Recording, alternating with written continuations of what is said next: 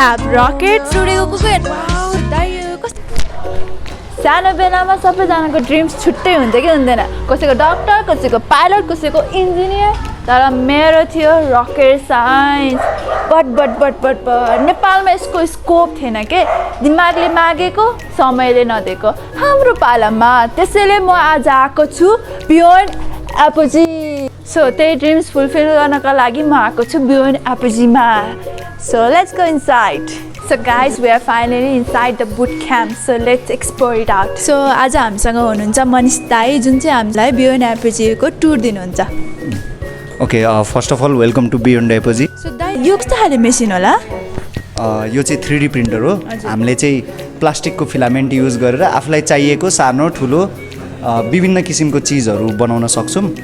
Wow दाइ तर यति धेरै इक्विपमेन्ट देखिरहेको छु यिनीहरू चाहिँ के को लागि होला?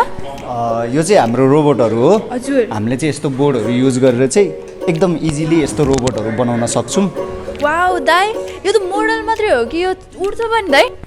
यो चाहिँ उड्छ पनि. तपाईहरुले हेर्नु भएको यो माथिको चाहिँ हेर्दाखेरि मोडल जस्तै देखिन्छ तर यो चाहिँ हामीले उडाउन सक्छौं पनि. यसमा पानी हालेर उडाउँछौं. वाटर रकेट भन्छौं हैन. यो सबै कुरा त भइहाल्यो तर जसको लागि यो अर्गनाइजेसन खोलेको उनीहरुलाई कस्तो लाग्ला त? अब स्टुडेन्टहरुलाई कस्तो फिल भइरहेको छ बियोन्ड एपोजीमा? मलाई एकदमै रमाइलो लागिरहेको छ. पनि एकदमै रमाइलो लाग्छ अनि यहाँ आएर धेरै कुरा हामीले जान्यौँ धेरै कुरा गऱ्यौँ त्यही खुसी लागेछ मलाई. नयाँ नयाँ कुराहरू सिक्न पाइरहेको छु धेरै रमाइलो लागिरहेछ. मलाई पनि धेरै राम्रो राम्रो अब नयाँ नयाँ कुराहरू सिक्न पाइरहेको छु त्यही भएर धेरै रमाइलो लागिरहेछ. सो एट लास्ट के भन्न चाहन्छु लास्टमा? We love Beyond Apogee. Right